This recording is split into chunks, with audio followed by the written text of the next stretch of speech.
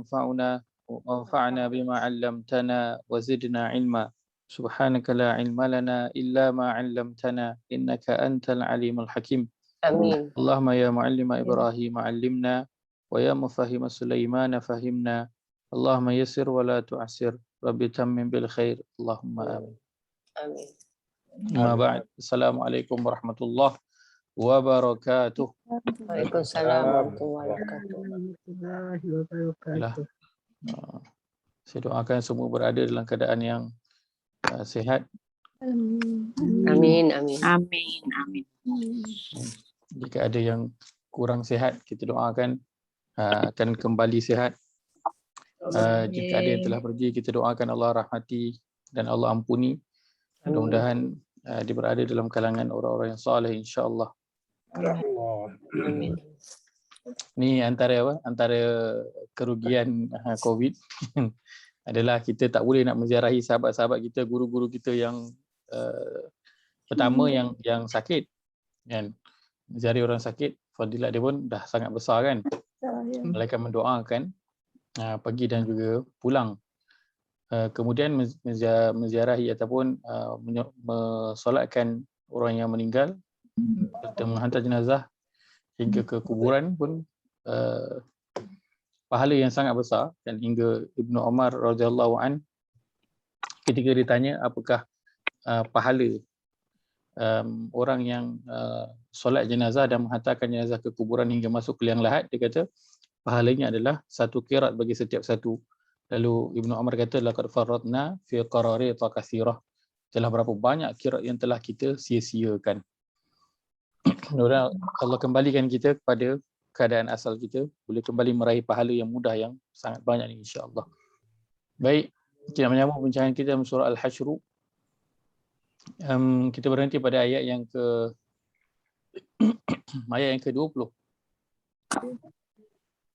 Ayat yang ke-20. Baik, sekali sebelum kita mula perbincangan kita pada hari ini, kita nak baca dulu ayat yang ke-20 ini. Pada muka surat 548, surah yang ke-59, ayat yang ke-20. Allah berfirman, A'udzu billahi minasyaitonir rajim. A'udzu billahi minasyaitonir rajim. La yastawi ashabun nari wa ashabul jannah.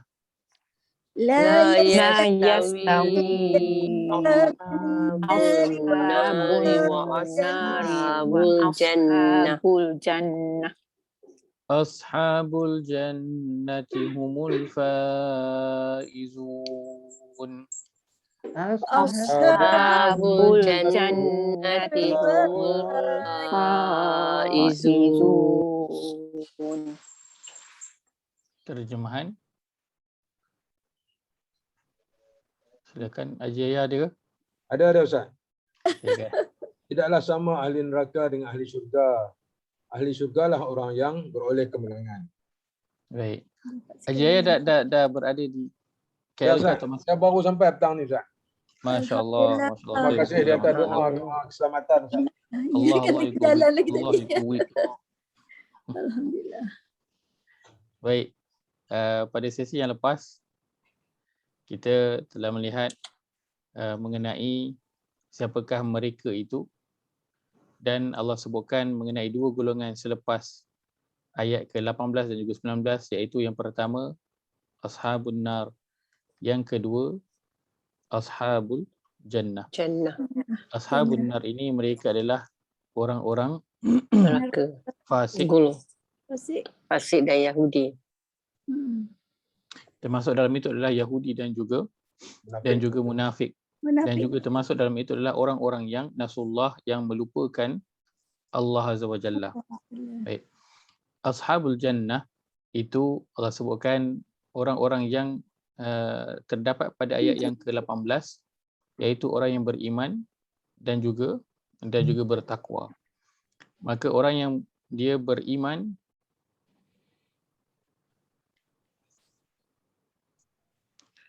dan ditingkatkan diri dia hiasi diri dia dengan takwa, maka mereka ini apa yang akan mereka lakukan? Mereka akan membuat persediaan untuk hari esok.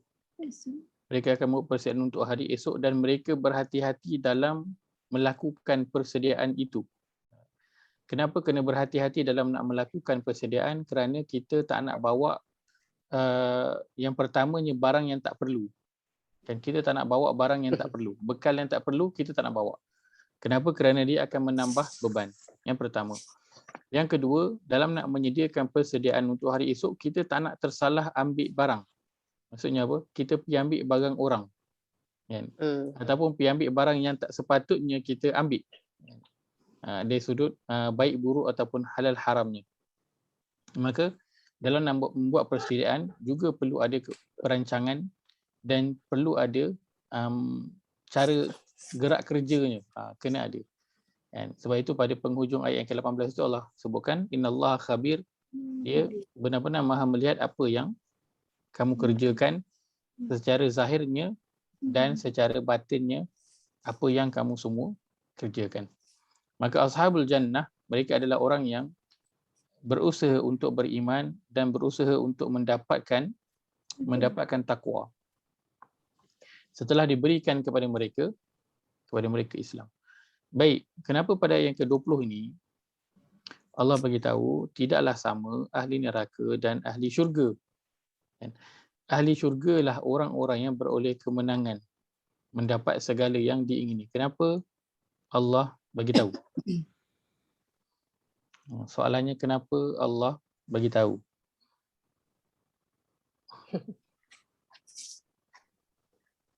Silakan. Tuliskan soalan. Ada dua pilihan di tangan kamu. Motivasi. Baik, saya sebut ada dua pilihan. Baik, motivasi.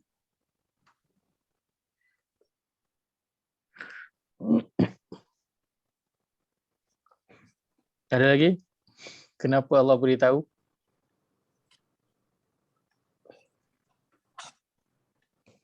Baik. Dua, ini je. Ada dua Allah pilihan. sayang pada hambanya Ustaz.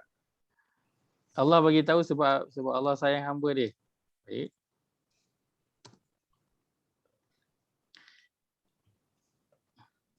Baik. Kenapa Allah bagi tahu? Ajaran sebutkan sebab ada dua pilihan. Allah bagi tahu sebab motivasi, Allah bagi tahu sebab sayang hamba-Nya. Baik. Soalan yang kedua berkaitan dengan soalan yang pertama. Dia tanya kenapa dia sebut tak sama tu sebab ada yang ahli syurga tu dia masuk ke neraka dulu. Balasan dia tak sama. Maksudnya balasan tidak sama. Dia cuci dulu baru masuk syurga. Oh, okey. Balasan tidak sama. Baik. Sebab itu Allah beritahu. Baik. Lagi satu, ada yang tak boleh langsung masuk ke syurga. Betul ke? Orang munafik lah.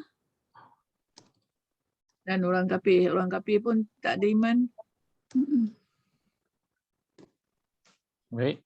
Pertama balasan tidak sama. Maksudnya dimasukkan sekejap ke neraka. Ada yang masuk syurga terus. Satu lagi ada yang tak boleh masuk syurga langsung. Baik. Baik, berdasarkan jawapan dan berdasarkan soalan yang pertama.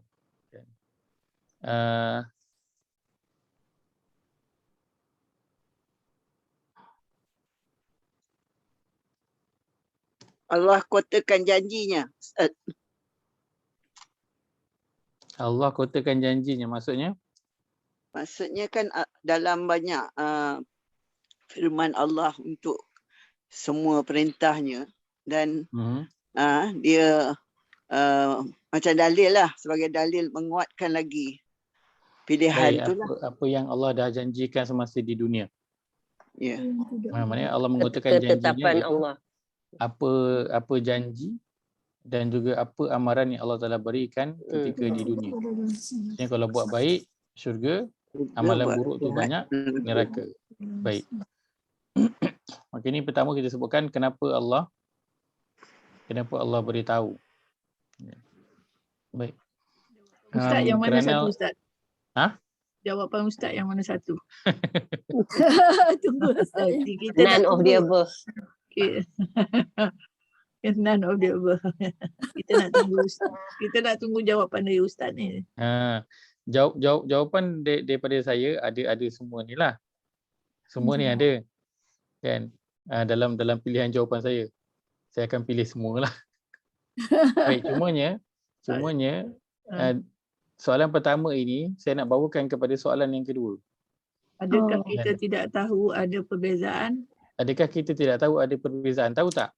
Tahu. Neraka dan Tahu. syurga tu tak sama. Tahu tapi tak macam lalai. Tahu. Maksudnya Allah sebut perkara yang kita dah Tak tahu. tahu. Betul tak? Dah tahu. Ya. Jadi soalan ni yang lebih tepat, kenapa Allah sebut perkara yang kita dah tahu? Peringatan, Ingatkan. penegasan, Kerana Allah tahu manusia ni memang suka lupa. lalai. Okey. Orang Melayu selalu lupa. Kita lupa. Tapi yang ini yang bukan Melayu pun baca juga. Kan? Maka ini persoalannya. Bila Allah bagi tahu tidak sama penghuni syurga dan penghuni neraka, perkara itu kita memang dah tahu dah. Kan? Dia umpama macam kita kata tak sama siang dan juga malam. Tak payah bagi tahu lah. Perkara itu tak payah bagi tahu. Semua orang pun dah tahu. Budak kecil pun tahu tak sama siang dan juga malam. Begitu juga syurga dan neraka. Allah tak bagi tahu pun memang dah tahu. Orang dah tahu dah. Jadi persoalannya kenapa Allah sebut perkara yang kita dah tahu. Kan sebutlah perkara yang kita tak tahu. Kan sebab Quran ni dia ada 6236 ayat je.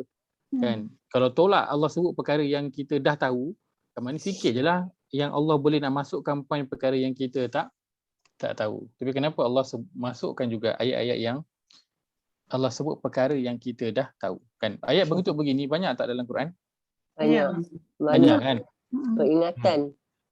Antaranya surah apa? Surah Sajdah kan? Ya betul.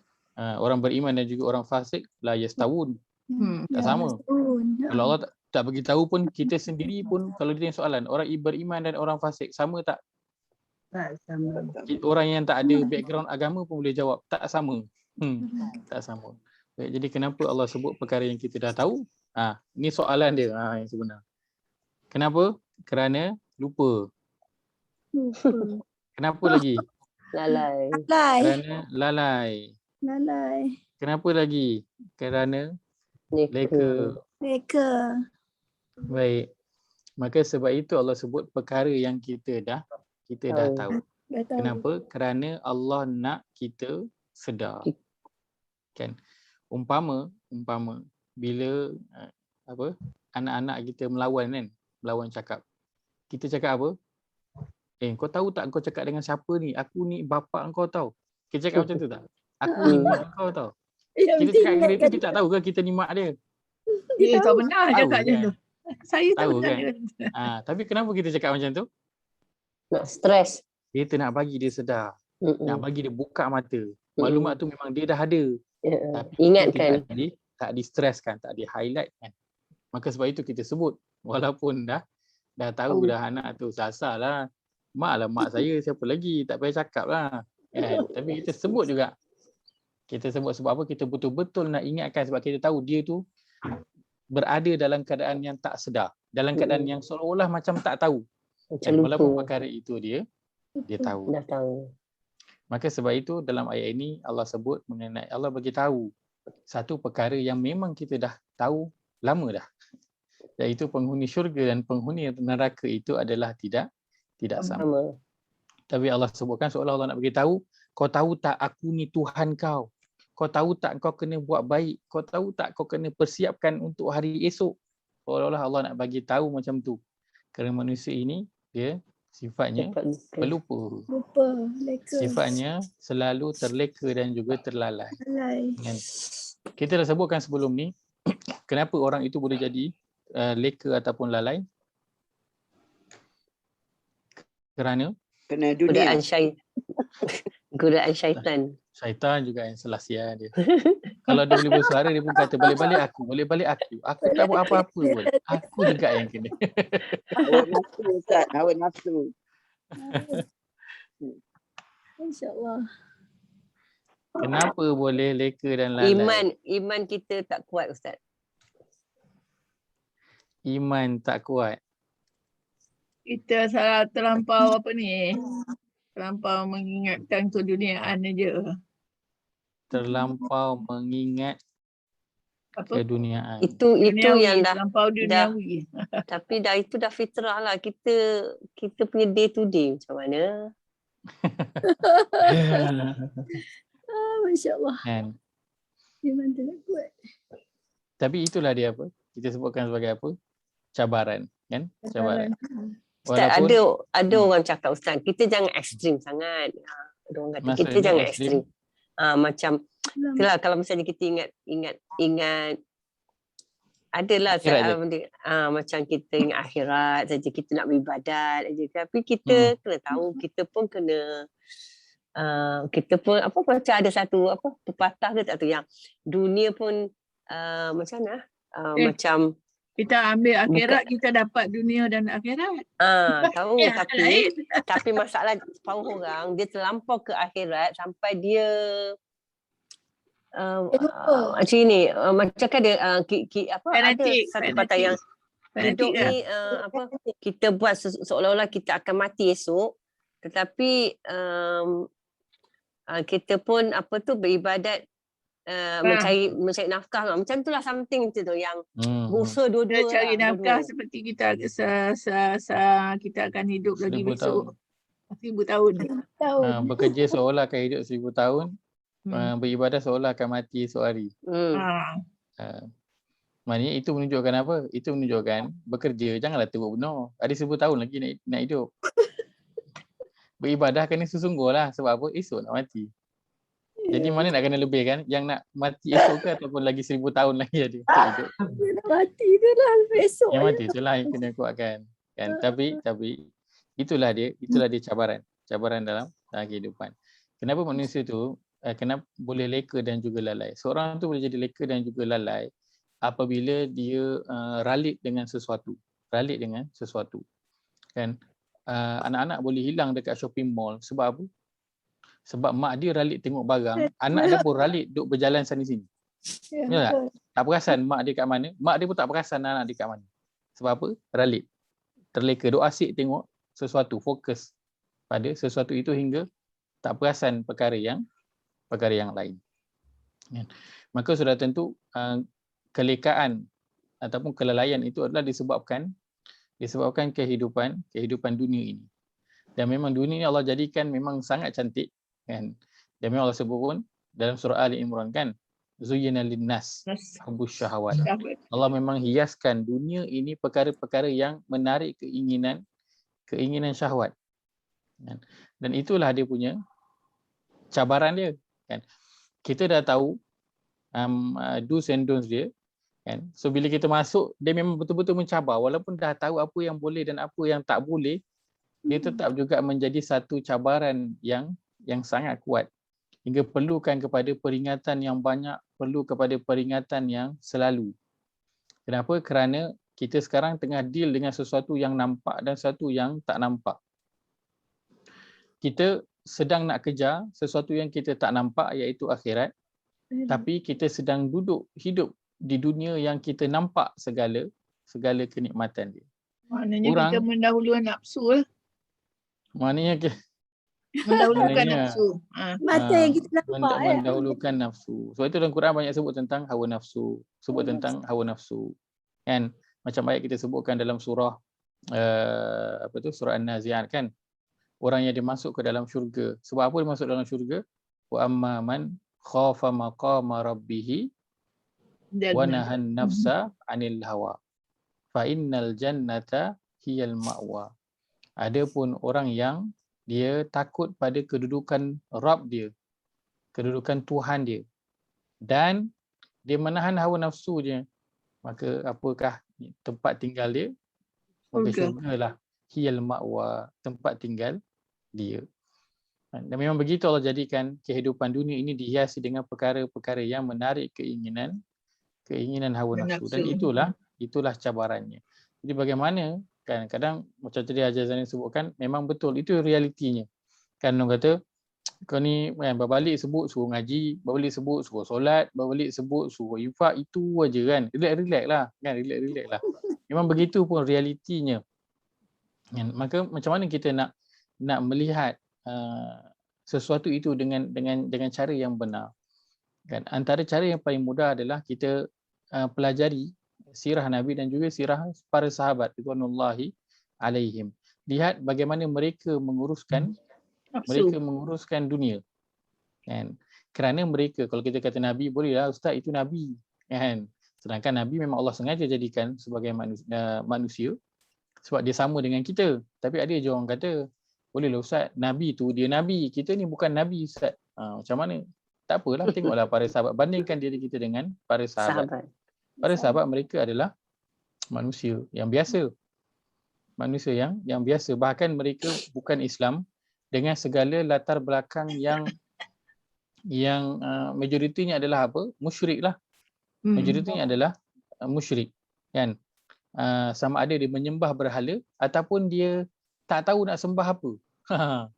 Tak tahu nak sembah apa. Kan? Macam ada seorang lelaki dalam hadis yang Nabi sebutkan, dan dia tu sebelum Nabi diutuskan, sebelum Nabi Muhammad sallallahu alaihi wasallam diutuskan, penduduk Mekah mengamalkan apa? Sepatutnya yang terakhir adalah agama yang ada adalah Hanif. Nabi Ibrahim punya agama. Kan? Disebut Hanif. Maka seorang tu dia kata dia duk mencari agama lama dah. Dia pergi cari Kristian tak kena. Tengok agama Yahudi tak kena. Dia cari dia tak jumpa. Kan lala dia buat apa? Dia duduk termenung bersandar di dinding Kaabah tu. Tak tahu agama apa yang dia nak beragama. Kan? Maka ada kalangan orang yang begitu, tak jumpa mana agama yang dia nak beragama. Baik. Para sahabat, mereka itu dilahirkan dalam keadaan Islam ataupun tidak? Tidak. Mereka tak dilahirkan dalam keadaan Islam. Dan kita dilahirkan Islam dah. Dilahirkan Islam. Kita pernah tak hadapi situasi menyembah berhala, sembah patung? Tak pernah hadapi situasi itu. Kan?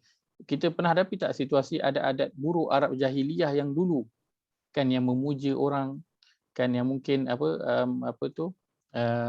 menjatuhkan maruah wanita, hidupnya penuh dengan apa? Dengan arak, kan? Hidup dengan arak. Para sahabat dulu sebelum mereka masuk Islam, mereka juga minum arak. Kan? Tapi setelah datang Islam, mereka berubah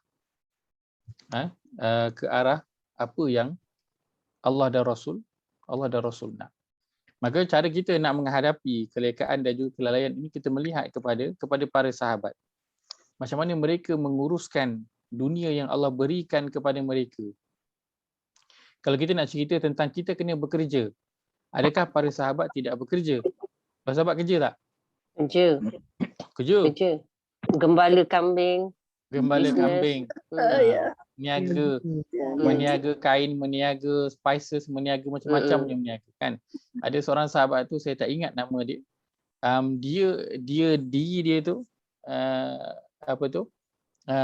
dia tukang masak. Dia buka kedai makan.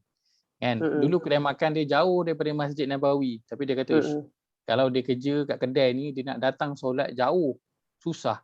Maka dia buat apa? Dia pun bawa kedai dia, kan, dia pergi buka kedai dekat dengan Masjid Nabawi tu. Kan? Maka sebab itu sampai hari ni kita tengok dekat dengan Masjid Nabawi tu kedai-kedai orang meniaga. Kan? Dia tukang masak. Punyalah dia itu kuat bekerja, kan, sampai dia punya baju dia punya badan dia hitam dengan apa? Arang. Bakar, duk masak. Menunjukkan apa? Dia orang yang kuat bekerja. Tapi bila sampai waktu solat, dia akan pergi solat. Tapi poin kita nak lihat adalah apa? Para sahabat, mereka juga bekerja, dan orang yang kuat bekerja. Dan Sebab itu mereka boleh ada ladang. Mereka boleh ada perniagaan. Mereka boleh ada pembantu. Kan? Kenapa? Kerana mereka bekerja dan mereka bekerja bersungguh-sungguh. Tetapi bila kita sebut tentang, kita dengar nama Abu Bakar, kita dengar nama Umar, kan? Kita dengar nama Ali bin Abi Talib, kita dengar nama Sa'ad bin Abi Waqqas. Adakah pertama sekali keluar dalam kepala kita mereka itu orang yang kaya? Ataupun bila dengar je nama Abu Bakar, Umar, yang keluar dalam kepala kita mereka adalah sahabat Nabi yang confirm masuk syurga? Mana satu yang keluar? Masuk syurga. Akan keluar dalam kepala kita mereka adalah sahabat yang masuk dalam syurga. Kenapa? Kerana itulah watak yang mereka tonjolkan. Tapi adakah mereka tak bekerja? Abu Bakar tak kerja ke? Dia orang bekerja. Kerja. Adakah Abu Bakar bukan orang yang kaya? Orang kaya. Tapi kenapa dia tak dikenali dengan kekayaan dan perniagaan dia? Tapi dia dikenali sebagai seorang sahabat dan orang yang dijamin syurga. Kenapa? Kerana itu keutamaan yang dia selalu utamakan. Kerana yang sehingga yang orang ingat pada dia adalah, oh, dia ni adalah seorang sahabat sentiasa dengan Nabi dan dia adalah salah seorang yang dijamin syurga. Orang tak sebut pun Abu Bakar orang yang kaya, tak sebut. Sedangkan dia seorang yang kaya, kan? Hingga penghujung surah Al-A'la tu diturunkan sebab dia. Sebab apa? Kerja Abu Bakar ni, kerja apa yang Abu Bakar suka buat dengan duit dia? Saya pernah sebutkan, Abu Bakar suka buat apa dengan duit dia? Selain daripada bersedekah, apa Abu Bakar suka buat dengan duit dia? Pada penghujung surah Al-A'la, Abu Bakar dia suka membebaskan hamba. Oh, ya. Dia Betul. suka membebaskan hamba. Ada kan? Ada. Macam mana boleh lupa dan juga leka dan juga lalai?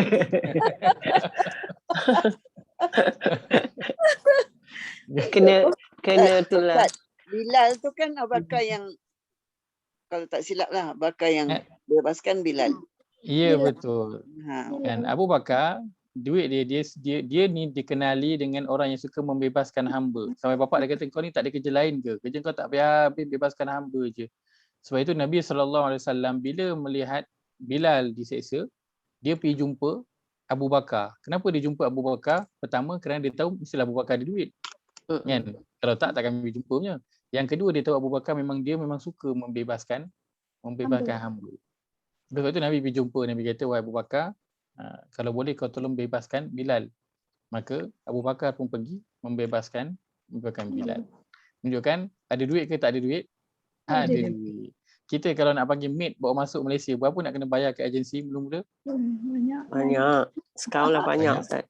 Banyak. Dulu pun 8,000, 10,000 kan? Sekarang dah berbelas ribu dah. Sekarang dah belas ribu nak bayar. Untuk bawa masuk maid, maid tu kita punya ke? Hamba abdi kita? Tak, bukan hamba abdi. Lari ini lagi. membebaskan hamba. Sudah tentu apa? Sudah tentu lagi banyak daripada 8 hingga 10,000 atau 11,000 tu. Salam Ustaz. Ya, saya. Silakan. Kalau Abu Bakar tu dia kaya-raya dan dia hidup sama dengan Nabi, kenapa dia tak sedekah duit dia kat Nabi, sedangkan dia tahu Nabi ni ada harta banyak. Nabi makan kurma pun share sebiji 2 orang. Dia apa? Keluarga dia, Ustaz berkata hari tu kan, tak pernah kenyang lebih daripada 3 hari. Betul. Tak pernah kenyang sampai hari ketiga ke macam mana? Betul. Tak pernah kenyang 3 hari berturut-turut. 3 hari berturut-turut. Takkan Umar tak tahu dia rapat dengan Nabi, takkan dia tak tahu. Betul. Kenapa dia tak bagi sikit harta dia dekat Nabi supaya Nabi Nabi tak ada. Kenan. Ustaz, saya pernah dengar Ustaz yang defend Nabi, dia tak miskin. Dia kaya tapi duitnya semua diinfakkan. Jadi dia tidak miskin. Pernah ada seorang ustaz defend betul lah. Dia kata berkaitan dengan Nabi. Kebanyakan orang mengatakan Nabi miskin. Nabi tak miskin. Nabi tak miskin. Datuk dia orang kaya. Tapi kita tahu kehidupan Nabi kan. Nabi sampai kena ikat batu di perut. Dah lapar. Kenapa biar bagi Nabi ikat batu? Bagilah gandum ke abang segundi, bagi apa-apa ke, bagi Nabi baik masak. Dia ada isteri dia ramai. Isteri pun tak semakan mana. Tanya, ada apa di rumah? Tak ada apa, ada 2 biji kurma. Makanlah 2 biji kurma. Ada patut kalau kita sahabat Nabi, kita tak ambil tahu hal dia. Bagi tak bantu ya. Betul? Betul, setuju? Setuju? Soal harta dia, harta Siti Khadijah, harta apa yang dia ada di rumah, itu soal lain. Dia sebab dia Nabi ini Nabi yang akan memberi contoh kepada umat dia. Dia beri contoh, dia sedekah sampai habis. Semua orang tahu dia sedekah sampai habis. Habis dia nak makan apa? Bagilah awak ada ekstra ni. Bagilah kat dia sikit. Abang dia nak itu. Kenapa tak jadi macam tu, Ustaz? Tapi tak boleh terima sedekah. Baik, menarik soalan Haji Yahya. Betul. Pertamanya, betul seperti yang disebutkan Nabi SAW, baginda tak terima sedekah. Itu yang pertama. Baginda hanya menerima hadiah sahaja. Itu yang pertama.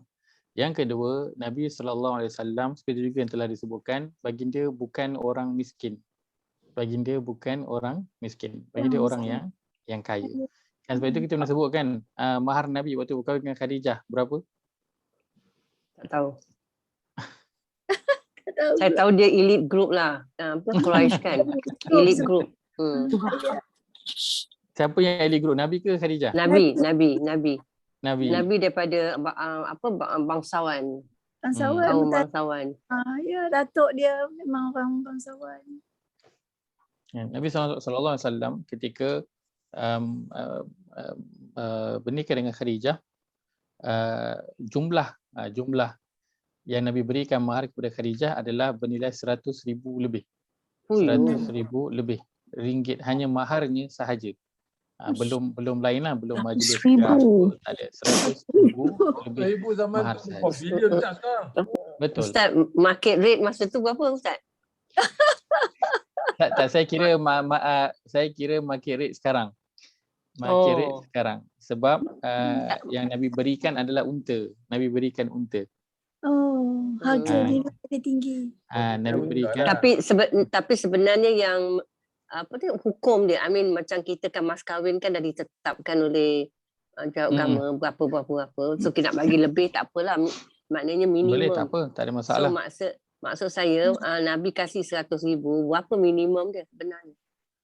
Ketika itu wallahu a'lam. Berapa minimumnya. Tapi kalau ikutkan pada zaman Nabi dulu, minimum maharnya apa-apa sahajalah. Dan setakat kalau kita lihat dalam sirah, Nabi tak pernah tetapkan. Sebab itu ada yang maharnya apa? Maharnya beberapa surah daripada Al-Quran. Kan? Yang penting ada sesuatu. Nabi SAW tidak pernah menetapkan mahar. Kan? Baik. Maka Nabi SAW adalah seorang yang kaya. Kan? Bernikah dengan Khadijah, Nabi beri 100,000 lebih ringgit. Waktu tu umur Nabi berapa? Kan? Muda kan? 25. Muda lah. 25 kan? Muda. Bukan dah berumur. Muda. Kahwin dengan orang 40 tahun. Betul. Maka Nabi bukan orang yang miskin. Yang kedua, bila bila dah makin agama ni makin berkembang, maka setiap kali peperangan kan ada bahagian untuk Nabi, kan? Maka sebab itu Nabi memang ada duit lah dengan pemberian-pemberian yang orang bagi dan sebagainya. Betul. Ada orang yang memberi pemberian kepada Nabi, kan? Sebab itu dalam hadis saya pernah sebutkan, saya rasa hadis Abu Hurairah waktu dia yang Abu Hurairah kelaparan tu. Ingat tak? Hadis Abu Hurairah kelaparan. Abu Hurairah dia adalah salah seorang ahli sufah kan. Abu Hurairah satu hari yang dia duduk dekat pintu keluar Masjid Nabawi tu. Pintu Masjid Nabi. Ya. Ustaz cerita. Abu Hurairah kata, aku ni selalunya memang dua, sama ada aku akan tiarap dekat atas tanah sebab nak kurangkan rasa lapar, meniarap, ataupun aku akan ikat batu dekat perut sebab nak kurangkan lapar. Satu hari dia kata dia duduk dekat pintu keluar Masjid Nabi, kan. Dia kata mudah-mudahan adalah orang yang keluar, lepas tu mudah-mudahan orang tu offer lah kepada dia makanan ataupun bagi apa-apa. Maka keluar daripada pintu tu Abu Bakar.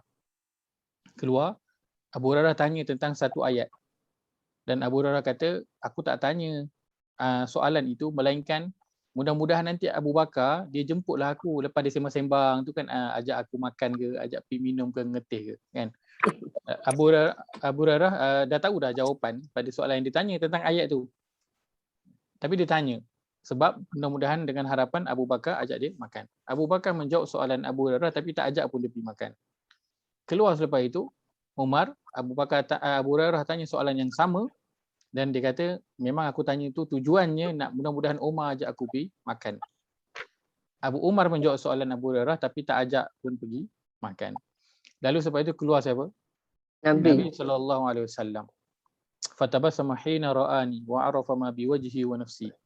Rasulullah tengok je aku, Nabi tu kata senyum dah. Nabi tahu dah apa yang aku nak. Maka Nabi sebut, ya Abahir ilhaq bi. Wahai Abu Hurairah, meh ikut aku. Abu Hurairah pun ikut minta izin masuk ke dalam rumah Nabi. Nabi izinkan Abu Hurairah masuk. Masuk je dalam rumah. Nabi lihat ada sebekas apa? Laban. Satu bekas laban. Yogurt. Yogurt. Kan? Lalu Nabi tanya kepada isteri baginda, siapakah yang bagi ni? Dan isteri baginda jawab, tadi ada seorang tu hantar untuk engkau wahai Rasulullah. Nak menunjukkan apa? Nabi ada dapat pemberian daripada para sahabat. Berbentuk harta, berbentuk makanan. Tapi apa yang Nabi buat, dalam hadis ini sendiri ceritakan. Nabi dapat satu bekas laban tu, Nabi buat apa?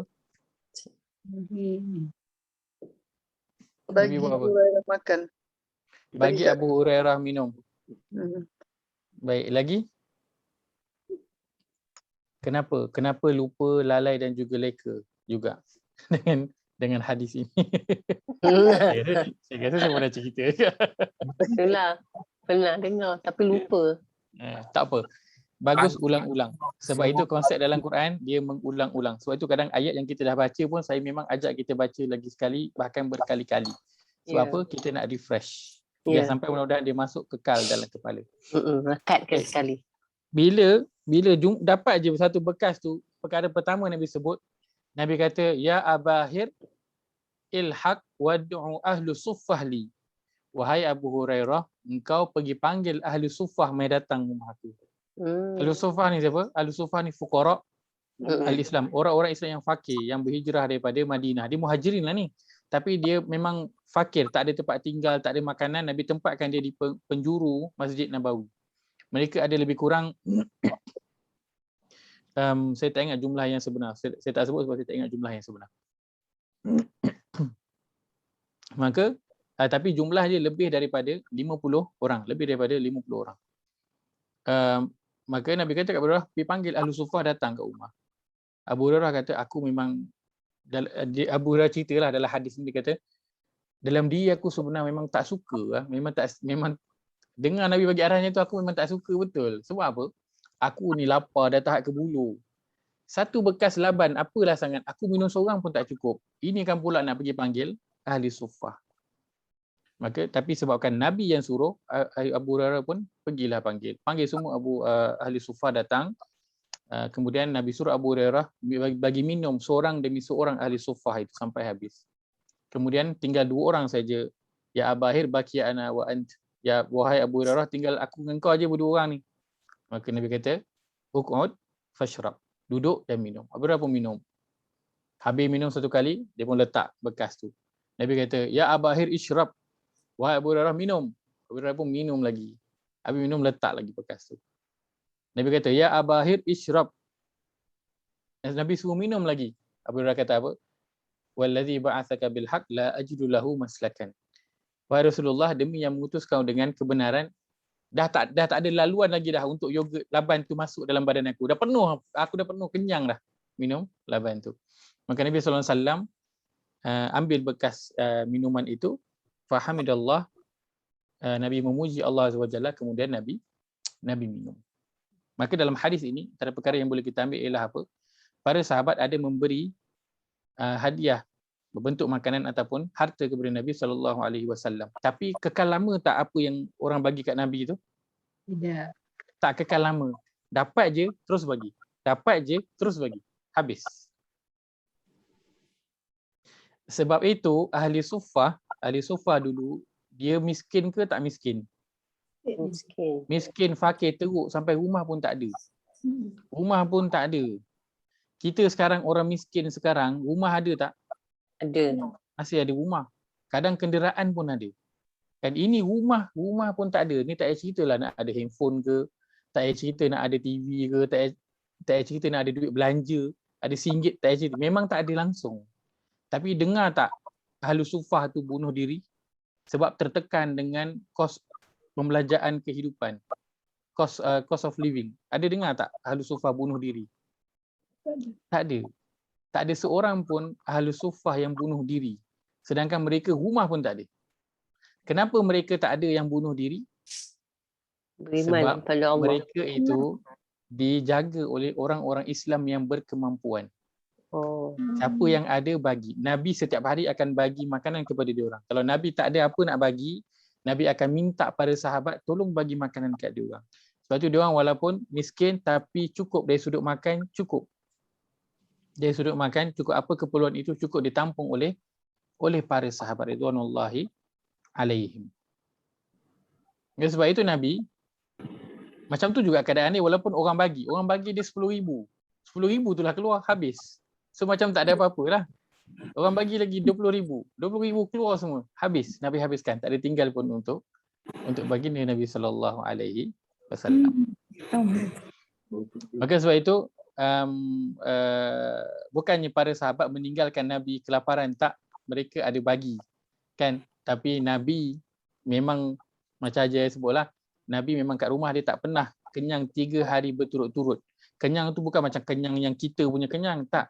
Kenyang tu maksudnya makan gandum. Soalnya makan kurma je. Ini 3 hari berturut-turut makan gandum, masih roti, tak pernah. Tak pernah.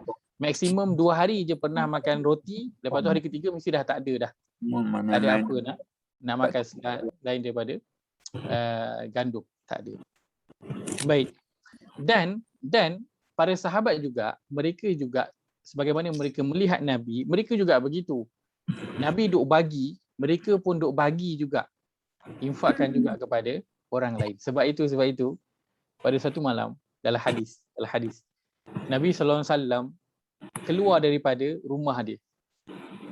Nabi keluar pada rumah waktu malam tu, Nabi bertemu dengan Abu Bakar dan juga Umar. Nabi tanya kat Abu Bakar dan juga Umar, wahai Abu Bakar dan juga Umar, kenapa kau keluar malam-malam? Kenapa kau keluar malam-malam ni? Kau buat apa kat luar malam-malam ni? Kan? Maka mereka menjawab, wahai Rasulullah, demi Allah yang mereka jawab, wahai Rasulullah, kami lapar. Dia cakap apa? Abu Bakar dengan Umar cakap apa? Kami lapar. Maka Nabi SAW jawab apa? Nabi SAW kata, demi Allah yang jiwaku berada di tangannya, sesungguhnya aku juga lapar. Sebab tu aku keluar daripada rumah aku, nak pergi carilah makanan kalau ada. Maka macam mana para sahabat Abu Bakar Umar nak bagi dekat Nabi, dia orang sendiri pun lapar. Sebab apa? Apa yang mereka ada mereka dah bagi kerana mencontohi Nabi SAW. Dan itu juga kita lihat, ingat tak waktu kita cerita tentang surah Al-Hasyr ni, ayat ke-9, ingat tak? Surah Al-Hasyr ayat ke-9. Ayat yang menceritakan mengenai kaum Ansar. Ayat cerita mengenai kaum Ansar pada bahagian walazina tabawwa'u iman, perenggan yang ketiga. Wa yu'thiruna ala anfusihim walau kana bihim khasasah. Wa yu'thiruna ala anfusihim walau kana bihim khasasah. Terjemahannya apa? Dan mereka mengutamakan orang-orang yang berhijrah itu lebih daripada diri mereka sendiri, sekalipun mereka sendiri dalam keadaan kekurangan. Kesusahan. Itu apa?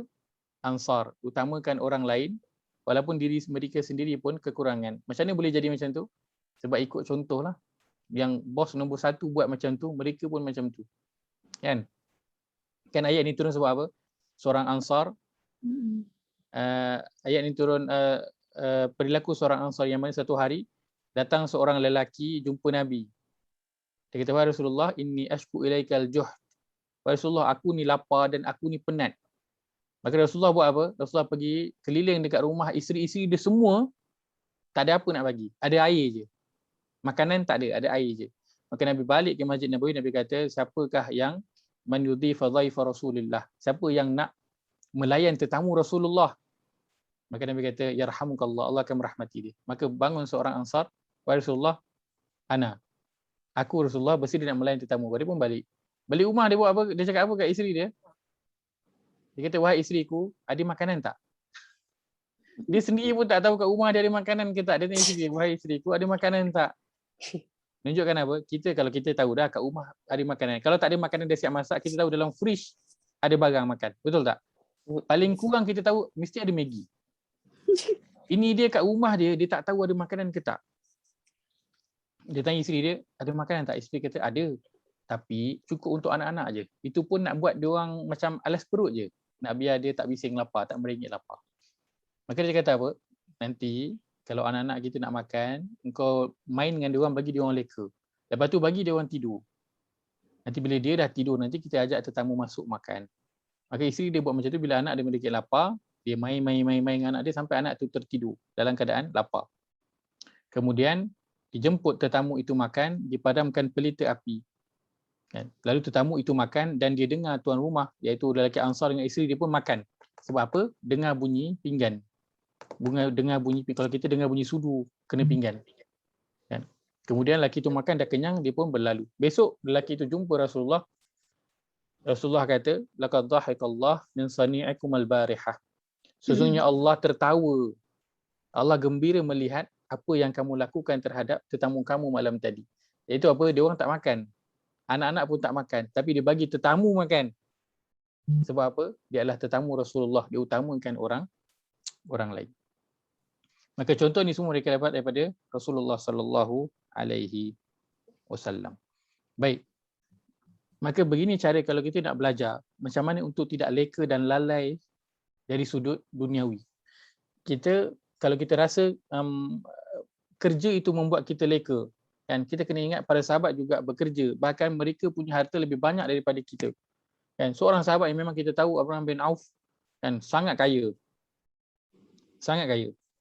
Tapi adakah kekayaan itu melekakan dia? Tak. Buktinya apa? Buktinya dia dijamin salah seorang ahli syurga. So kalau salah seorang ahli syurga, hebat tak amalan dia? Hebat amalan dia. Tak melekakan. Kita kaya ke daripada Abraham bin Auf? Tak. Tapi siapa yang lagi sibuk bekerja, teruk daripada Abraham bin Auf? Kita yang duk sibuk lagi banyak bekerja daripada Abraham bin Auf. Kenapa? Kerana kita percaya dengan usaha kita. Kita tak percaya kepada rezeki yang Allah akan bagi. Maka sebab itu kita berusaha bersungguh-sungguh bekerja, berhabis masa. Kan, 24 jam. Sebahagian besar umur kita habiskan masa dengan bekerja. Sebab apa? Kita yakin dengan usaha baru akan dapat. Bila dah usaha tak dapat, waktu tu baru buat apa? Waktu tu baru berdoa minta kepada Allah. Tapi kalau kita usaha dapat, akhirnya rasa apa? Rasa okey dah. Rasa cukup, tak perlu kepada Allah. Akhirnya membuatkan orang itu menjadi leka dan juga lalai daripada perkara yang sepatutnya dia lakukan. Baik. Maka sebab itu pada ayat yang ke-20 ini Allah bertanya kerana Allah nak menyedarkan, nak menyentak manusia bahawa kamu ini sedang leka dan juga lalai daripada perkara yang sepatutnya kamu lakukan. Apa yang perkara yang sepatutnya manusia lakukan? Tu, balik ayat atas tu. Balik pada ayat yang ke-18. Kena buat apa? Wal tanzur nafsun ma qaddamat lighad. Kena pergi balik tengok apa yang dah siap untuk hari esok. Jangan kita sibuk dengan minta kepada Allah, ya Allah, bagilah aku masuk ke dalam syurga. Tapi bila ditanya persiapan, tak ada. Tak ada persiapan. Macam mana nak minta masuk dalam syurga kalau persiapan tak ada? Kan? Macam mana kita nak mohon untuk masuk belajar dalam satu universiti, bila tanya, kan, exam tak ambil, sekolah tak masuk, kan, belajar tak belajar, tanya ni tak tahu, tanya tu tak tahu. Macam mana nak masuk dalam universiti? Persediaan tak ada, kan? Maka Allah kata, seolah Allah nak bagi tahu orang ada dua golongan tak sama, orang penghuni syurga dan juga penghuni neraka. Maka siapa yang nak menjadi penghuni syurga, maka dia kena lihat pada apa yang dia telah siapkan untuk hari esok. Kalau dia nak menjadi penghuni syurga. Ya. Baik. Sebab itu dia kembali kepada apa? Ada dua pilihan. Pilihlah mana satu yang kita nak jadi penghuni syurga ataupun penghuni neraka. Baik. Kemudian Allah kata ashabul jannati humul faizun, penghuni syurga mereka itulah orang-orang yang berjaya. Ini kejayaan yang sebenar-benar kejayaan, yang definisi kejayaan itulah dia yang Al-Quran sebutkan, iaitu apabila seorang itu masuk ke dalam syurga. Dan nak mendapat kejayaan ini, dia susah ke senang? Susah. Dia boleh duduk rehat ke atau kena berpenat-penat? Penat. Kena berpenat-penat. Tak ada orang yang kita tanya dia kan, yang sekarang ni dah hidup mewah kan, kita tanya dia macam mana boleh dapat semua ni, dia kata tak ada apa, saya duduk relax dapat kan.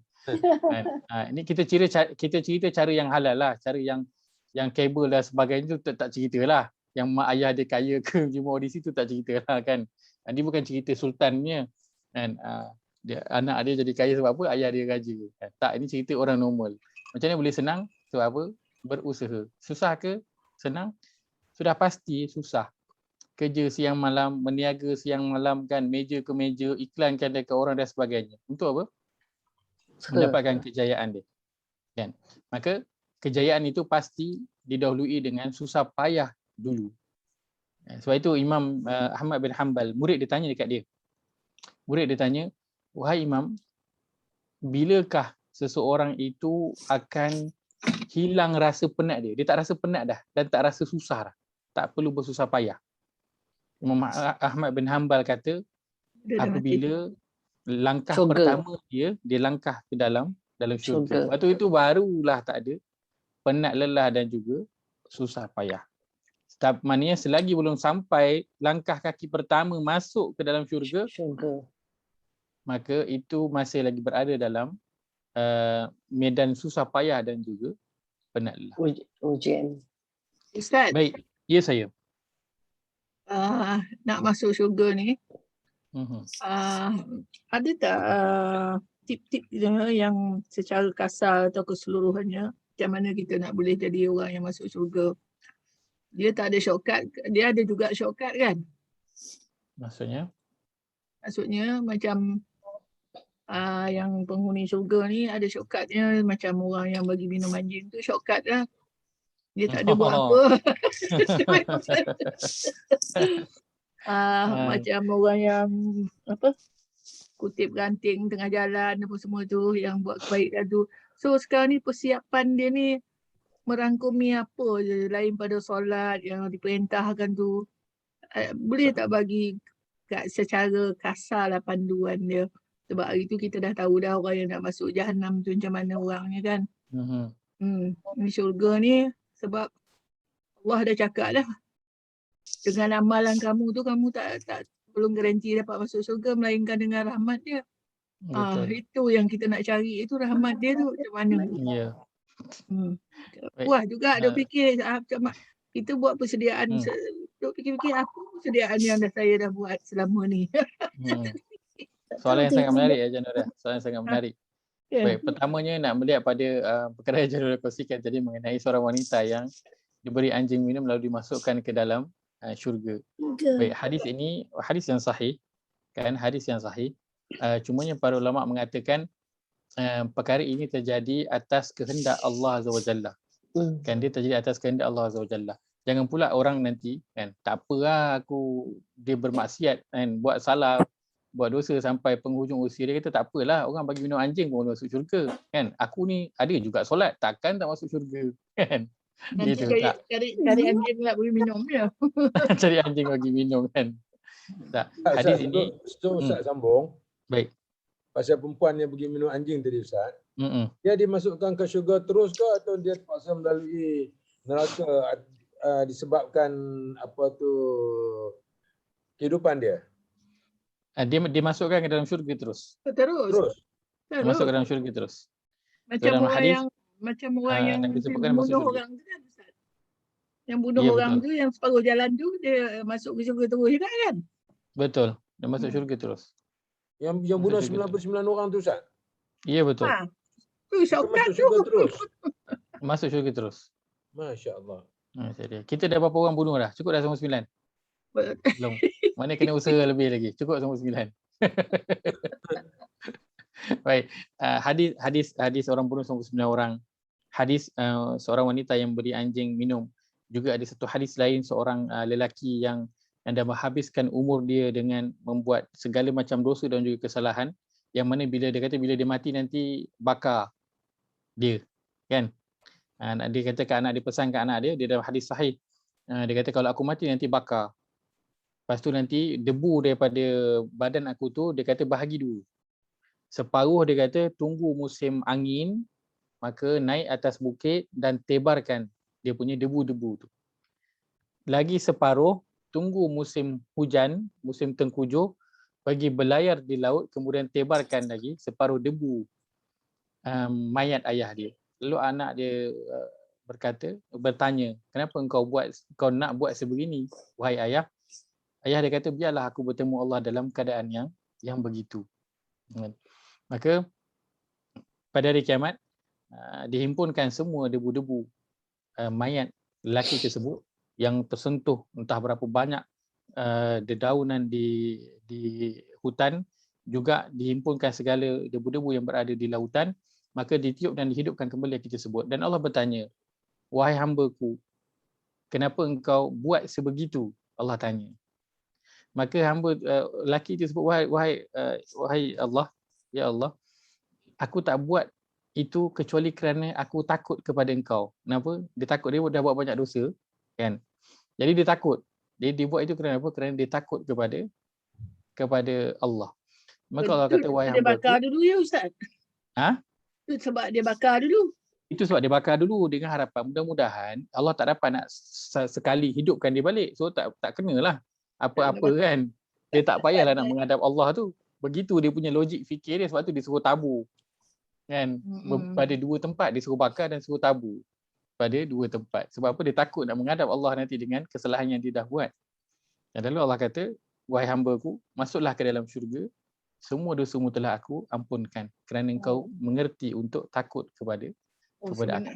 Sebenarnya saya pun terfikir dalam masa kecil-kecil, terfikir macam tu juga Ustaz. Saya ni takut nak masuk kubur, mati besok. Kalau mati makan dia harimau kan kebagus, jadi tak ada sebenarnya soal. Ataupun mati terbakar, macam itulah dulu. Tak baiklah niat macam tu kan, sebab tak berani nak masuk. Ya. Tapi kerana takut. Tapi kerana takut, itu satu perasaan yang sangat baik kan. Sebab tu Allah sebut dalam Quran kan, wa amma man khafa maqama rabbih, kan, waliman khafa maqama rabbih jannatan. Siapa dia tahu takut kepada Tuhannya, dan dapatkan rasa takut tu. Kan? Tapi para ulama menyatakan hadis yang cerita yang begini, ia memang terjadi dan mungkin akan terjadi je pada umat akhir zaman ini. Cuma itu atas kehendak Allah Azza wa Jalla. Bukannya semua orang yang begitu macam tu.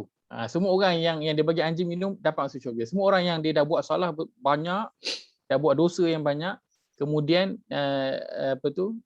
dia mati ataupun dia bakar diri dia, jadi dia buat, tak. Bukan begitu. Itu pilihan terletak atas kehendak Allah Azza wa Jalla. Baik. Maka kita orang Islam kena beramal macam mana? Kena beramal dengan satu perkara yang pasti. Bukan satu perkara yang tak pasti. Kan? Allah ampunkan orang-orang yang sebegini dengan dosa yang sangat banyak, itu perkara yang tak pasti. Allah akan bagi pada siapa? Kita tak tahu. Tapi akan ada tak? Mungkin akan ada. Itu semua atas kehendak Allah Azza wa Jalla, nak bagi pada siapa? Tapi kita nak buat apa? Kita kena buat sesuatu yang pasti. Maksudnya apa? Apa yang Allah dah sebutkan, buat yang begini dan begini akan beroleh syurga ataupun mendapat ganjaran yang telah disebutkan. Dan antaranya yang Janura sebutkan adalah apa? Antara yang mudah. Antara yang mudah tadi apa? Mengalihkan bahaya di ranting kayu ataupun sesuatu yang bahaya daripada jalan yang mengganggu orang ramai. Kan? Yang kedua, buat apa? bagi minum, memberi minum kepada Anjing. sesiapa sahaja, kan, bagi minum. Siapa saja. Bukan anjing je lah, bagi minum dekat semua, kan, kat kucing, dekat manusia, kan, dan sebagainya. Yang ketiga, memberi makan. Memberi makan. Baik. Dan kalau kita lihat dalam Quran ada lagi amalan-amalan yang disebutkan juga dalam hadis. Amalan-amalan yang boleh dilakukan. Kalau kita nak kata ini macam perkara yang mudah untuk dilakukan untuk masuk ke dalam syurga, tanpa menafikan bahawa perkara-perkara asas itu kena dilakukan juga.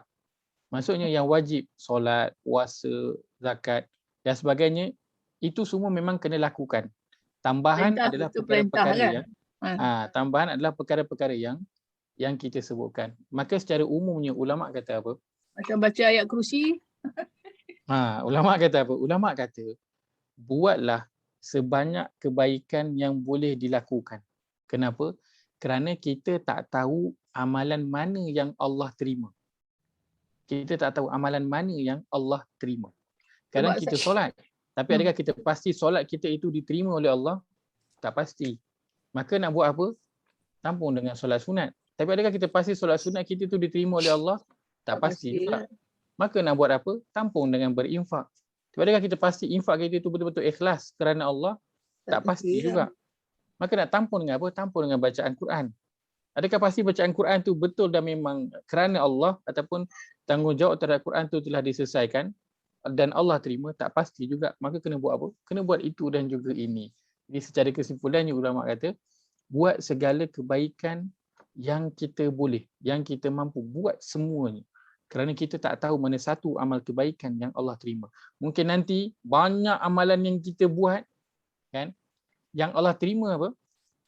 Satu. Yang Allah terima apa? Pernah hari tu kita bagi RM1 dekat ada budak kecil. Mungkin itu yang Allah terima, yang buatkan masuk dalam syurga. Kan ada kisah orang yang banyak beramal tapi pengakhirannya dia masuk neraka, kan? Ada cerita tu, kan? Ya, betul. Takut dengar. Hadis mengenai yang orang yang Nabi sebut, Nabi nampak dia duduk dalam syurga kerana apa? Kerana bahaya ataupun ranting kayu yang dialihkan di jalanan itu yang mengganggu orang muslim yang lain. Adakah dia tak buat amalan lain? Ada, buat. Ada dia buat amalan lain. Ini bonus Cuma amalan ini yang Allah yang terima, disebut, yang Allah pandang. Sebab mungkin dia buat waktu tu dia rasa macam dia tak ada rasa apa, dia tak ada rasa orang nak tengok, dia tak ada rasa kagum and impress dengan ibadah dia tu. Dia rasa macam alih kayu. Faham? Tapi itu yang Allah terima daripada sekian banyak amal dia. Maka kita nak buat semua amal kebaikan yang kita boleh, kerana kita tak tahu amal mana satu yang nanti yang Allah terima.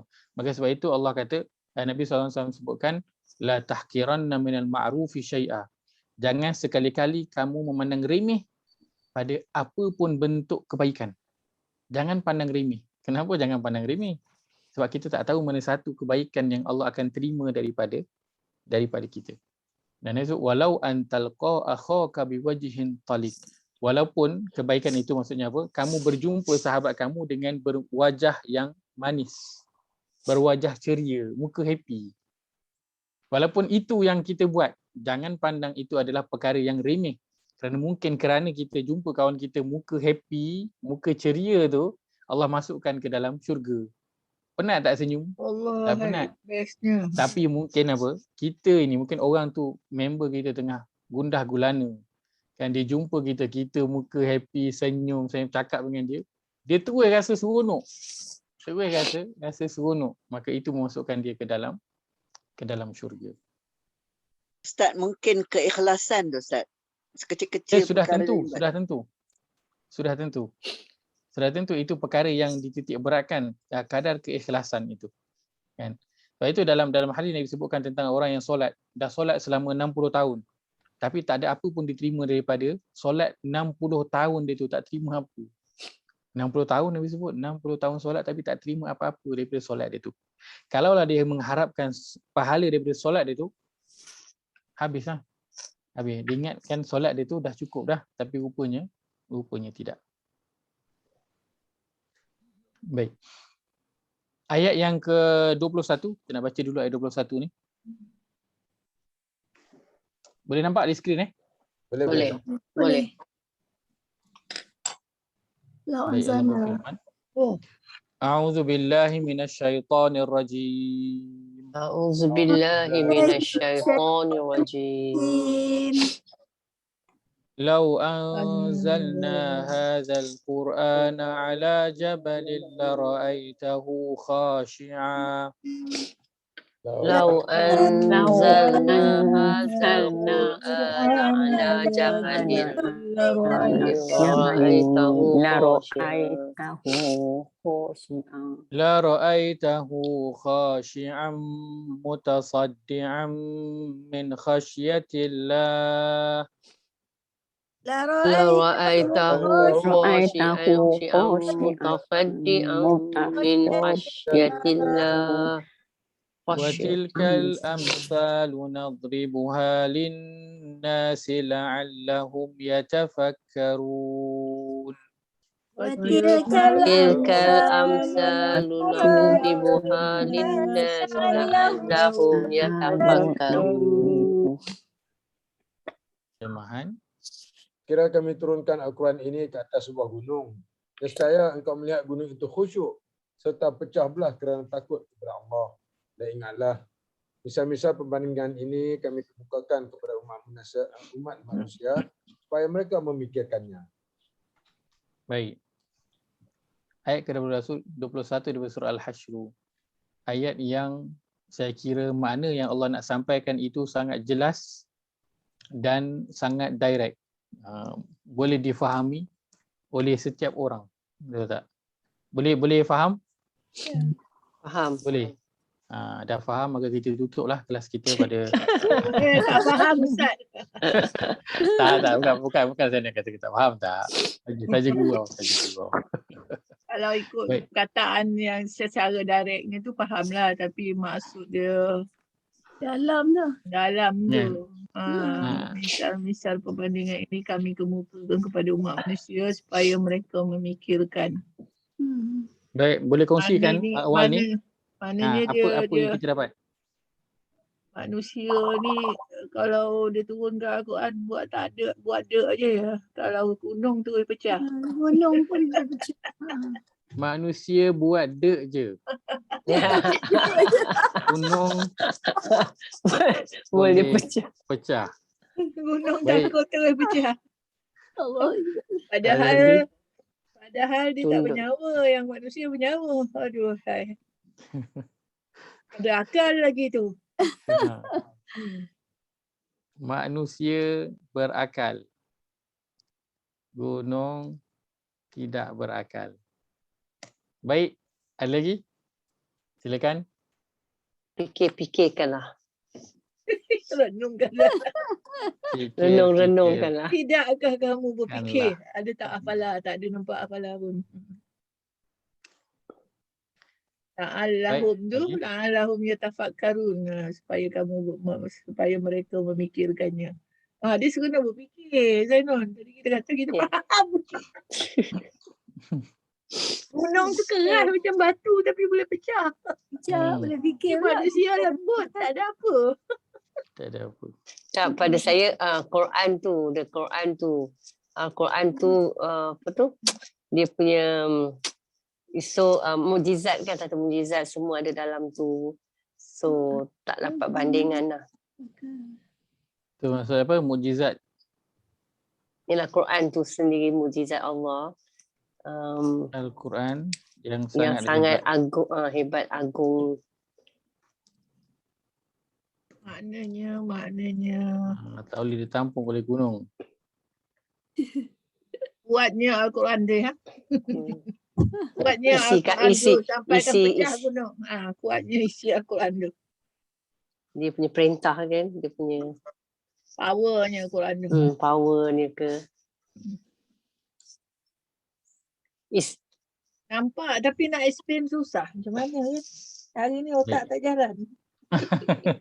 Ada lagi? Kena tunggu aja ya keluarkan dia punya tu. Silakan. Kita ada Haji Yahya, kita ada Haji Alif, Dr. kita ada Haji Haji Zainal. Zainal. Haji Zainal ke. Silakan. Tak Yang mau lain Ustaz, saya ada. tak mau Ustaz, saya malam ni saya letih sungguh Ustaz, satu hari. Tak payah Ustaz. Tak apa je. Tak apa. Okey. Okay.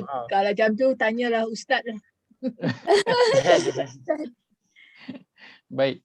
Ayat 21 ini saya kira kalau kita lihat pada terjemahan, kita boleh dapat dah kan, lihat pada poin yang dikongsikan pun inilah perkara yang Allah nak sampaikan kepada kita. Kan manusia buat dek je, gunung boleh pecah. Sedangkan manusia berakal, gunung tidak berakal, maka fikir-fikirkanlah. Wajib satu ayat dah tu. Kan? Mukjizat Al-Quran sangat hebat, tidak boleh ditampung oleh gunung. Kenapa? Kerana kuatnya isi yang ada dalam Al-Quran itu. Baik. Ayat ke-21 ini termasuk misal yang Allah berikan. Allah sebutkan al-amsal. Kan? Misal-misal. Misal-misal perbandingan. Amsalahum. Misal perbandingan ataupun perumpamaan. Dan kalau kita lihat dalam Quran, misal ataupun perumpamaan yang Allah berikan, Allah mesti berikan pada sesuatu yang kita boleh nampak dengan mata kasar. Itu dia Allah. Macam ustaz apa? Macam ustaz cerita pasal air dengan Al-Quran. Air tu mencuci. Dia bagi example kat situ sebab manusia tak faham Al-Quran tu apa gunanya. Betul. Dia cucilah roh kita pula. Betul. Sebab itu kalau dalam Quran, Allah cerita semua perumpamaan, semuanya perkara-perkara yang kita boleh nampak. Baik, kita lihat satu. Sebab tadi pun kita dah sebut mengenai perkara itu, dan kita lihat pada surah Al-Insan. Insan. Kita lihat ayat yang bermula ayat yang ke-12.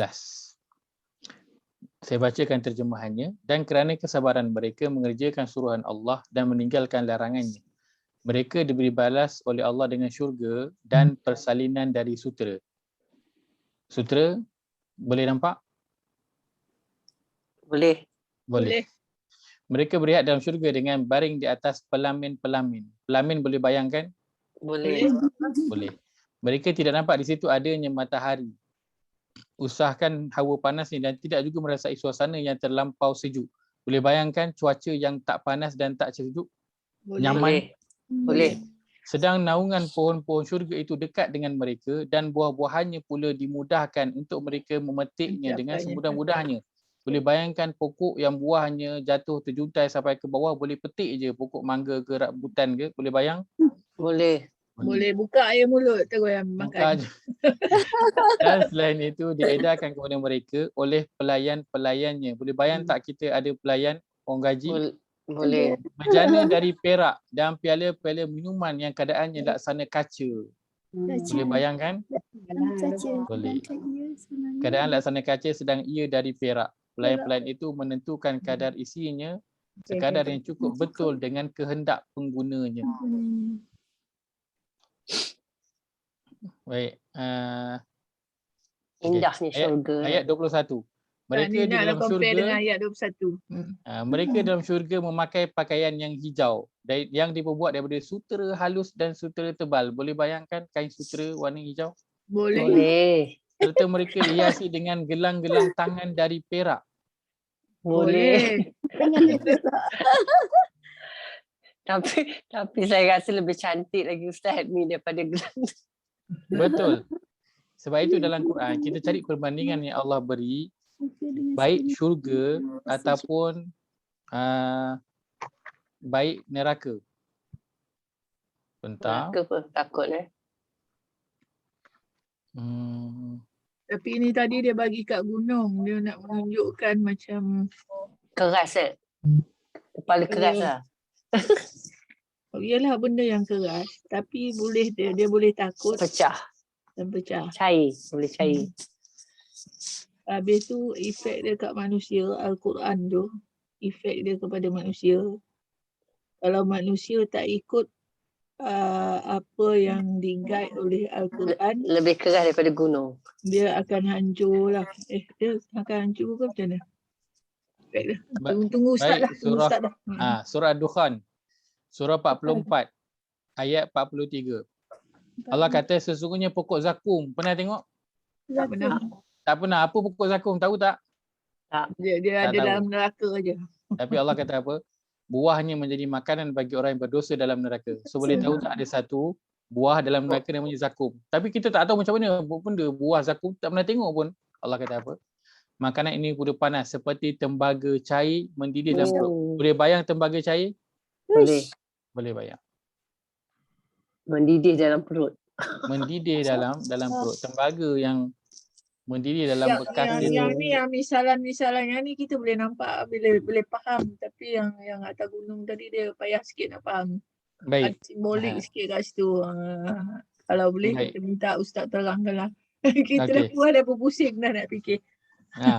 Baik, yang saya nak bawakan ialah apa sahaja perkara dalam Quran yang Allah beri perumpamaan, Allah pasti akan beri perumpamaan yang kita boleh lihat dengan mata kasar. Itu pasti. Allah tak bagi kita perumpamaan yang kita tak boleh nak bayangkan macam mana. Tak boleh nak bayangkan macam mana. Sebab apa? Sebab Allah tahu kita bila cerita tentang syurga dan neraka memang tak nampak. Tapi macam mana kita boleh nak merealisasikan perkara itu supaya bila dengar neraka kita boleh takut, bila dengar syurga kita boleh bersungguh-sungguh nak. Dengan cara macam mana? Dengan cara kita boleh bayangkan. Macam mana sekarang anak-anak kita boleh nak bagi dia orang galakan untuk belajar, lulus exam, belajar sungguh-sungguh. Antara macam mana? Kita suruh dia tengok orang-orang yang bekerja. Yang sekarang ni kan yang jawatannya pelbagai, doktor ke, engineer ke, arkitek ke, pilot ke kan. Dengan kehidupan mereka yang kemewahan yang mereka dapat sekarang ini. Kan? Maka bila anak-anak tu tengok, dia akan buatkan rasa apa? Bersemangat, betul tak? Nak belajar, nak lulus exam, aku nak belajar sesungguh sebab apa? Aku nak jadi macam dia. Sebab apa? Boleh nampak. Maka sebab itu Allah sebut tentang syurga dan juga neraka. Allah sebut perumpamaan yang kita boleh nampak. Supaya dengan neraka boleh takut, dengan syurga boleh semangat untuk nak kejar. Baik. Bila kita cerita tentang Quran, kita bayangkan diri kita masing-masing sebelum kita belajar Quran. Bila orang cerita Al-Quran ini mukjizat, Al-Quran ini hebat, Al-Quran ini perkataannya apa tu? Sikit tapi memberi makna yang sangat mendalam dan pelbagai lagi kelebihan Al-Quran. Kita boleh bayangkan tak? Tak boleh, susah nak bayangkan sebab apa? Kita belum lagi belajar. Hatta kita dah belajar pun, kita masih lagi belum betul-betul boleh nak menghargai Al-Quran ini dalam kehidupan kita. Betul tak? Maka sebab itu Allah berikan perumpamaan dalam bentuk fizikal supaya kita boleh nampak value Al-Quran ini. Kalau Al-Quran ini diletakkan value-nya dalam bentuk yang fizikal, lalu diletakkan di atas gunung, maka gunung takkan mampu nak menanggung value yang Al-Quran tu nak bawa. Tu dah baru nampak sekarang ni apa maksud dia sebenarnya. Takkan mampu. Bukan cerita tentang Al-Quran yang fizikal, value yang ada dalam Quran itu yang boleh merubah kehidupan seseorang, yang boleh membawa dia kepada syurga. Value itu kalau difizikalkan, gunung pun tak boleh nak tanggung. Dengan kebesaran dan kehebatan. Gunung kita semua pernah tengok, betul tak? Semua pernah tengok. Tak payah fikir gunung lah. Kita ambil bukit lah. Ambil bukit. Dan bukit yang paling kecil lah dekat yang kita pernah tengok sepanjang kehidupan kita ni. Kan? Apa yang boleh, kalau kita bayangkan bukit yang kecil itu, apa yang kalau dihempapkan atas tu, bukit tu akan hancur? Rasa-rasa KLCC kalau hempap atas Gunung Kinabalu hancur tak? Tak. Mungkin tak hancur. Kan? Tak hancur. KLCC tu KLCC. Hempap atas Gunung Kinabalu tu. Kan? KLCC yang hancur. KLCC yang hancur. Maka Al-Quran, satu kitab yang nipis je, yang hanya berbentuk tulisan. Tetapi value Al-Quran itu kalau difizikalkan dan dicampakkan di atas gunung, maka gunung itu akan menjadi hancur, pecah belah. Maka Allah nak bagi tahu, wahai manusia, Quran yang kau ada ni value-nya sangat besar. Value-nya sangat hebat. Maka sesuatu, kita akan menghargai sesuatu kan bila kita tahu dia punya value, betul tak? Ya, Kan? betul. Seorang itu dia tak boleh menghargai sesuatu kalau dia tak tahu value. Kan? Saya pernah berikan contoh coklat bagi ke anak-anak. Kan? Kita bagi Ferrero Rocher, satu lagi kita bagi apa coklat apa? Coco jelly tu. Kan coco jelly. Saya kecil tu coklat tu makan. Coco jelly plastiknya warna-warni kan? Kilat-kilat. Ferrero Rocher warna itulah kuningnya. Tapi kalau bagi ke anak-anak, rasanya anak-anak akan ambil apa? Budak kecil akan ambil apa? Mana satu akan pilih? Dia akan pilih yang colourful tu. Sebab apa? Dia tengok luarannya colourful. Dia akan pilih, tertarik dengan warna tu. Tapi kalau orang dewasa, dia pilih yang mana? Ferrero Rocher. Pilih Ferrero Rocher. Bagi 2 Tupperware. 1 durian kampung, 1 musang king. Mana pilih? Budak-budak suap je asal rasa durian. Sekarang budak-budak pandai Ustaz. Budak-budak pandai selepas apa? Dia makan. Dia dah Dia rasa. tahu. Dia dah tahu value durian yang mahal tu. Baru dia tahu. Kan? Kalau tak, orang akan apa, suap je asal rasa durian. Maka bila dah tahu value, baru orang akan hargai. Maka Allah nak suruh kita nak cerita macam ni value Quran ni, orang tak boleh nak nampak. Maka Allah letakkan dalam bentuk physical value Quran ni. Hebatnya, kalau letak dekat gunung boleh hancur. Value-nya itu. Mudah-mudahan, sebab itu Allah kata, la'allahum yatafakkarun. Mudah-mudahan manusia itu berfikir. Supaya apa? Dia boleh menghargai dan boleh nampak value Quran tu dalam kehidupan dia.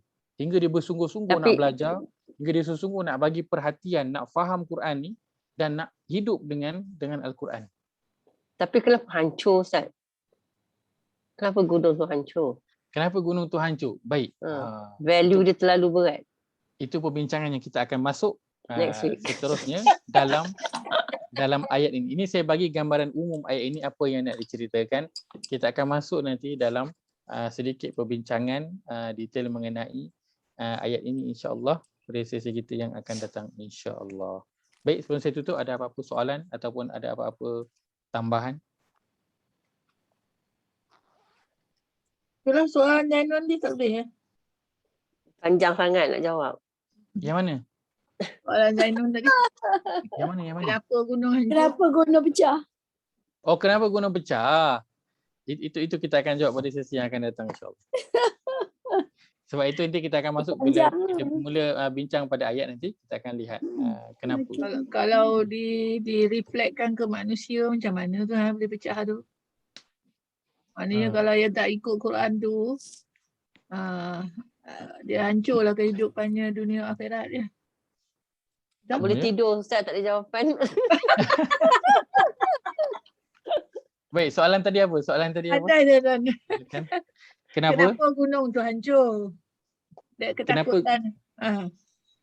Kenapa gunung itu hancur? Okey.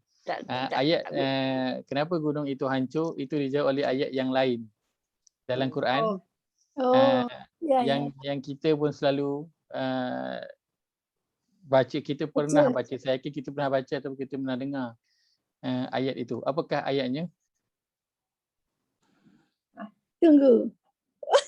Apakah ayatnya? Kita pernah dengar. Supaya Haji Zainul boleh tidur, kita bantulah dia. Ayat apa ya? Ayat surah 33 ayat 72. Sabar. Penghujung surah Al-Ahzab, surah 33 ayat 72. Oh, ada jawapan dia. Ayat kita baca, kita tutup ayat ini. Allah berfirman, A'udzubillahi minasyaitonir rajim. A'udzubillahi minasyaitonir rajim. Inna 'aradnal amanata 'alas samawati wal ardi wal jibal. Inna aradnal amanata 'alas samawati wal ardi wal jibal. فأبين أن يحملنها وأشفقن منها وحملها الإنسان فأبين أن يحملنها وأشفقن منها وحملها الإنسان إنه كان ظلوما جهولا. إنه كان ظلوما جهولا. Terjemahan.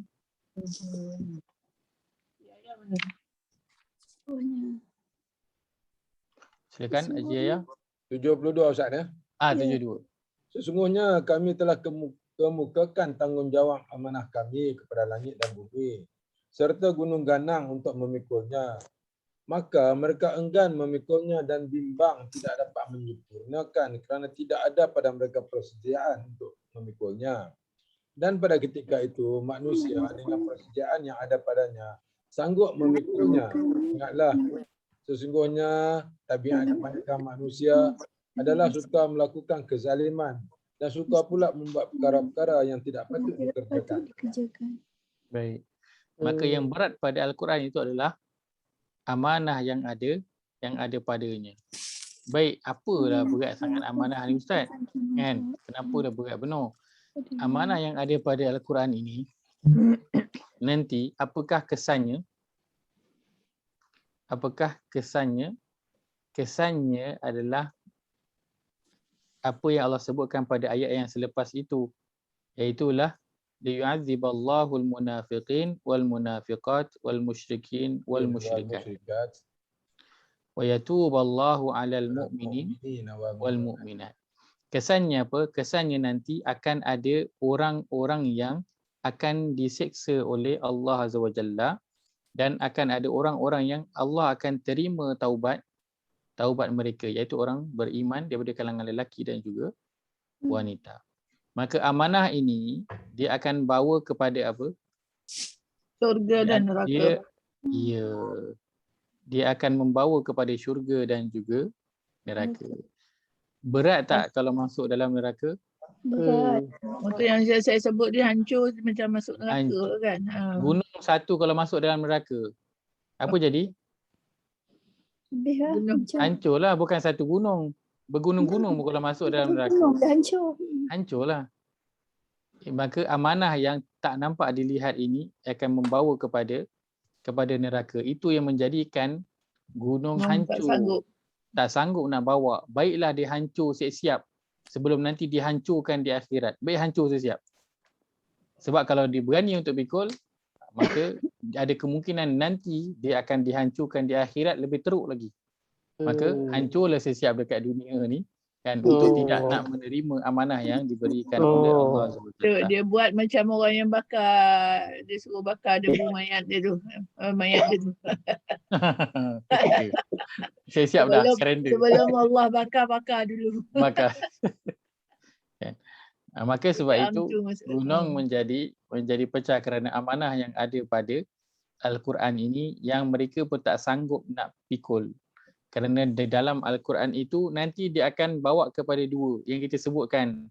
Kan sebab itu ayat sebelum tu ayat 20 Allah sebut apa? La yastawi ashabun nar wa ashabul jannah. Tak sama penghuni syurga dan juga penghuni neraka. Kenapa? Kerana inilah kesan daripada Al-Quran yang Allah pikulkan ke atas setiap manusia.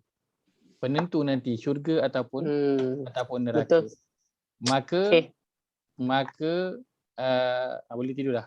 Boleh. Terang Ustaz. Very good.